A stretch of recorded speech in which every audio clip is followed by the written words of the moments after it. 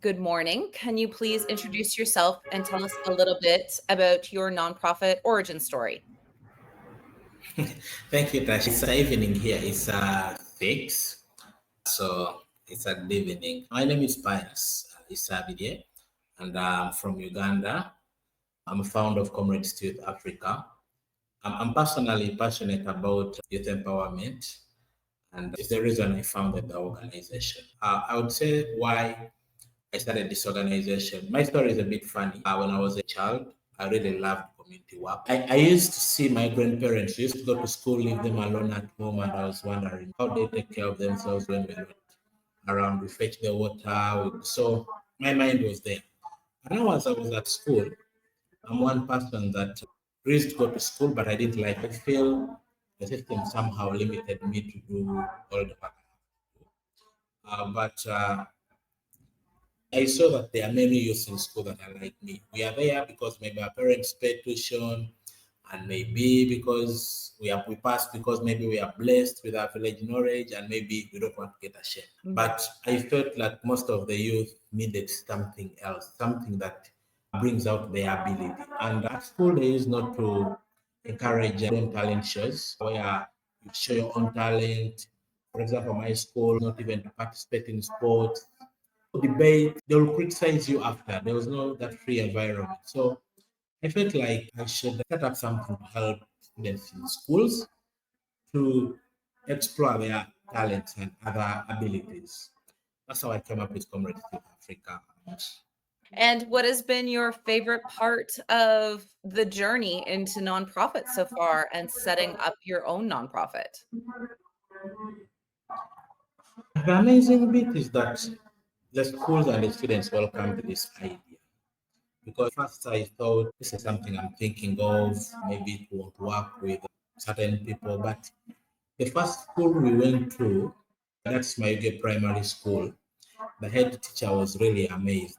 He told us, I personally like the idea, but maybe let me call you the owner of the school, the proprietor. And sure, we didn't talk too much with the gentleman, and he was like, no, just come. You have your Friday evening is all yours.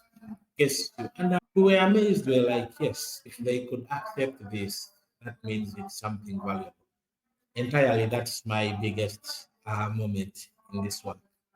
That's fantastic. And tell us a little bit about you've really gotten into some climate initiatives information for people across Uganda about clean energy, and tell us about your bike ride that you did this past year. Thank you for that question. That year, I called it the bamboo bike expedition. The bicycle was basically made out of bamboo purely. The frame, the other parts were of an usual bike. And yes, I started it because I wanted to show people that by the time I sacrificed to ride for this, it's very important. Because in my circle, people used to think I was given money to ride a bike. And I used to tell them, no, I'm just going to ride because I want people to know that we are really doing bad with the environment. What I would like to say about it, maybe to run a bit fast before I talk about the expedition itself, is that my friends now don't throw plastic out of the car when they are driving. Actually, when I'm with them, they always laugh and be like, hey, Mr. Environment, let's keep plastics in here. And yeah, I feel like, yes, it hits some people. And if the people that are close to me are doing this, it seems other people out there that read my message, listen to me, are doing the same. So the expedition was 14 days. It was about 700 kilometers, but it ended up for 18 days and 714 kilometers. Why it increased like that? Because of weather, and at times I used to meet people that delayed me on the way and I canceled my journey, and also the bike repairs. I'm not knowledgeable about repairing bicycles per se, and I used to need help on the way. I won't say that the journey was really easy. I can tell you that I wanted to cry one time. I reached out to a friend, I called them, and they were not picking the phone call. But I think that was around the 11th day. I wanted to tell them that, you know what, I can stop here. Do you feel you've got my message? I wanted to hear from them if they have got the message. Yeah. And I can say, fortunately, they didn't pick up the call. And I started to push the bicycle for around 7 kilometers to find a town where they could repair it. And they repaired it. I started riding over again. I would say I thank him for not picking the call, but still, that day was really hard. There are days when rain hammered me all along the way, and I couldn't stop because I was in a lonely place. Yeah, I would say there were those moments, but also I was happy to the people, communities I reached to. I didn't organize reaching out to communities per se, but I used to take the advantage when I could stop, take breakfast, and where I would sleep. I would park in the middle of the trading center itself, what we can call a town. And now the bike was unique, so I could let people speak about the bike the way they want, claim it, this and that. But I come later and explain to them why I'm doing this expedition, and they get to learn a thing or two. I used to link to our farming seasons. In here in our continent, sorry to categorize everyone, but most people feel that God is annoyed with us. That's why the season is changed and He's punishing us. And yet our own are doing. So I used to open up their thinking about that. Some had ideas and some didn't. What I forgot to tell you is that the expedition was purposely for spreading out the message about environmental conservation and the use of solar energy, because solar is known fine, but people don't know its abilities. Most people are using it for light and charging phones and maybe doing a TV, but they don't know that solar can help in schools, it can help in hospitals, they can use it to cook. They don't look at the economic sense of it. They look at, I'll have power throughout, maybe. But we used to have discussions, and some people were really amazing and they were surprised that there is powerful solar that can do this. And yeah, some that thought it's expensive to maintain, it's expensive to buy. We used to have all those discussions. I would say I met around, roughly, I could meet around 50 people a day, 20 in the morning and 30 in the evenings. Yeah, briefly, that's what I could talk about the expedition, and it gave me the satisfaction. Besides the expedition alone, I learned a lot, maybe to add this. I have people that didn't believe in me at my workplace, leave alone Comrades To Youth, but at my workplace. And I was disappointed, but then I had to show them that this is doable. And then also, I learned that life is not a flat race, because I faced the challenges, but at times they used to motivate me.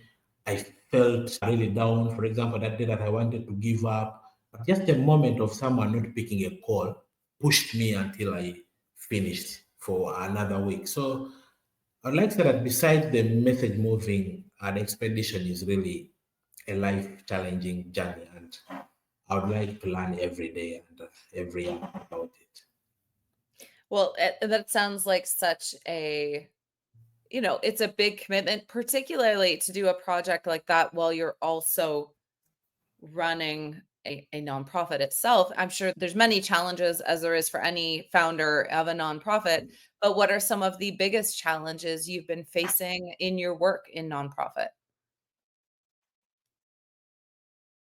One challenge is resources. I like to categorize them because they work together. One may say that the biggest challenge in nonprofit is money, which is correct. But when you don't have human resource, when you don't have the materials you use to, maybe like for us that are in a kind of education to teach, the money will not really work. The challenge is most people come in a non-profit thinking you'll get money the next day and give them some, which is not the case. So I don't like to always re-echo it, but I've found a challenge working with people as volunteers. They come with a lot of expectations, and at the end of everything, they let you down. I would like to say that I've had over 15 people that have come in the summer, and we have separated not in bad faith, but because I've pushed you and you're not responding. The best way is to go silent. It's good. You have my calls to return, you have my emails to reply, and you have tasks to accomplish. If you don't return for maybe 2 months, it will be a clear indication that we're not supposed to be together. Human resource, especially volunteers, has been my biggest problem. But I would like to thank Glory. I don't know, but you know her, I guess. And I would like to thank her when she made a statement on a call with her. You're the owner, you know what you really want. Don't think that someone else will do it best for you. If you feel that there's something you need to do urgently, we have a saying in Africa here that it's the owner of the dead body that touches the smelly part. So she was trying to really mean that for some important tasks, you have to do them yourself. I thank her for that because it started in my mind. I started doing that. I managed the disappointments. I no longer feel a lot disappointed. Yeah. Managing volunteers is so challenging. I've had some offers from our own community members here at the Nonprofit Hive to go, I could do this for you. I could do this. I could do this to help. And sometimes figuring out, especially when you're that founder, you're the leader, you know how you want things to run, or you have a vision, right? Your vision of how it's going to happen. It can be so challenging to communicate to others how to have them involved, right? It can sometimes be more work, to be honest, to get to the spot where a volunteer is really useful to what you're doing, because they, of course, don't know all of the pieces that you know in your heart, and you know how to do it very quickly, or you have an idea of how to do it quite fast. I think nonprofits can benefit from volunteers greatly, but it's also often another piece of work for a period of time. And like you noted, finding the right people and then leveraging their skill sets, and then you finding time to manage the volunteers. It's a really big job. Yeah, but I'd like to appreciate the fact that there are people that genuinely come out. For example, now I have a team of 12 people on board, but I have 5 people that I really trust. And whenever I share work in WhatsApp group, they actively respond and give their input there. So I won't entirely say that the journey is all bad, but yeah, there are those disappointments. Yeah, absolutely. And so, in your work, moving into being a founder and running a nonprofit, how do you use peer support and meeting other people in the sector to help you grow and advance your mission? Ever since I started actively using LinkedIn last year in March, I've learned to ask. And is it Rodin of Pravi is the one that emphasized it, though I used to hear it, but I used not to feel it. She said that what they will say is a no. And I added that they won't beat me, they won't slap me, they won't abuse me, they won't do anything bad. So I've made asks. For example, if I know that Tasha is good at connecting people and there's that one person I need, I get an opportunity of having you on a call, I already tell you that, you know what, Tasha, I need this help. And most of them have really helped. Yeah, absolutely. And if someone is good at website, I really ask them that, can you go through our website, give me your comments? And they have that. And I note them out. I wait for a volunteer will come out. I'll share these things with them. Perfect. Yeah. I think it's really important to have others that you can connect with. And do you have other nonprofit founders that you have connected with that are running missions across what, even in Canada, US, across Africa, that have provided you with some support as you've been growing your charity? Yeah, you've asked about non-profit leaders, but I have a list of consultants that I've helped. But I don't want to mention his name because he mentioned my name, but I've improved my work because of him. Joshua Alustenbi. One time we just started to have a casual talk and I was asking how his work. I told him I know connecting people. And he gave me some tips and he was like, first what we make change, create a community, and then start engaging them actively. There's a way he explained it that has pushed me up here. Actually, among the ladies that supported him on the way, also applied to our organization. She's called Diana.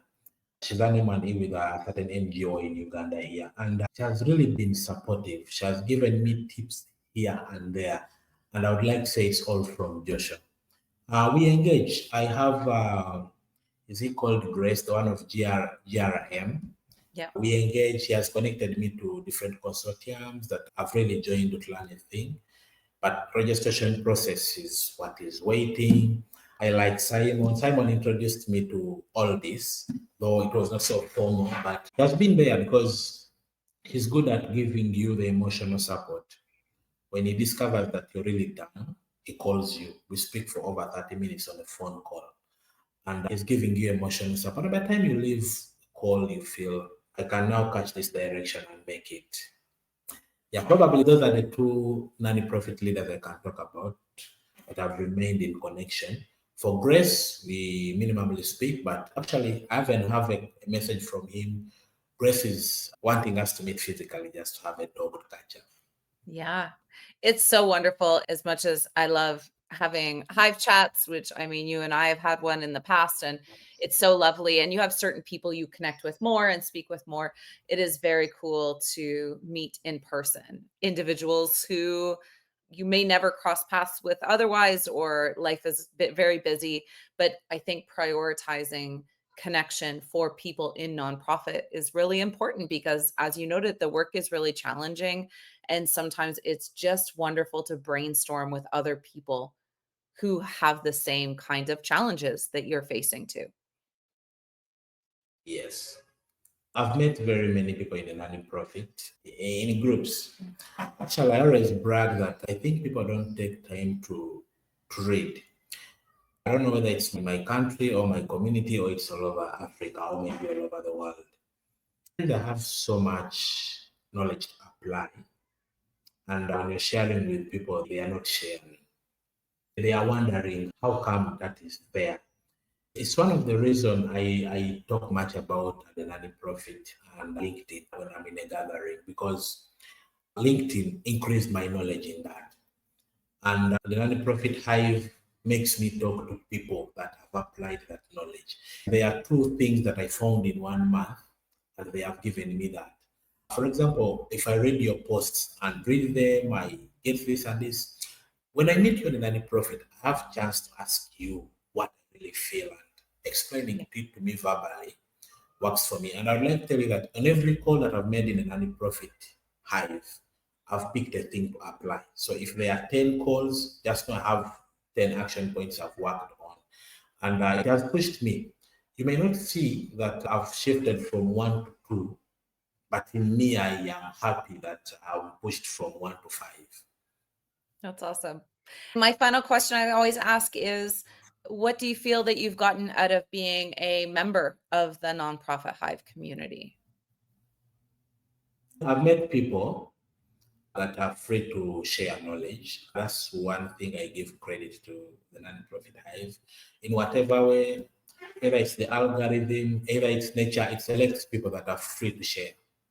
I've never come to a call, however much a consultant is expensive, because I always check out them before I come on a call.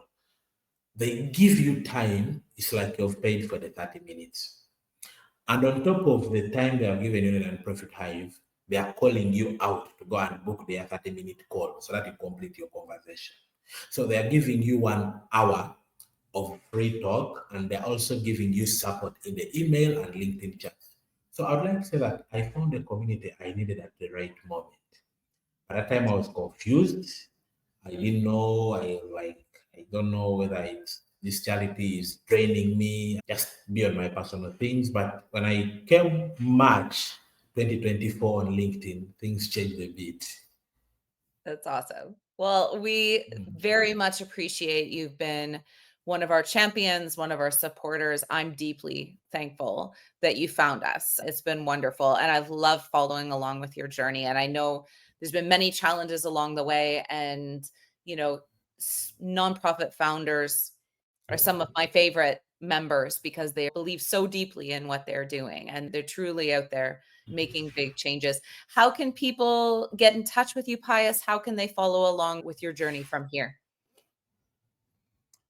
LinkedIn can work so fine because it's now my status. That's why I put almost everything I do daily. And I'd also like to tell them that now I'm actively within DMs, so I can reply quickly and we connect from there. Okay, That's wonderful. Thank you so much for doing this with me. And I really appreciate you taking the time, and the investment you've put into this community has been wonderful. Thank you so much, Tasha. If life keeps us and I come to Canada, I will get for you an original fruit from this way. I just pray that I get an opportunity. I would love that excuse to meet members. I know I need to start traveling more. There's people all over the world now. That would be very exciting. Yeah,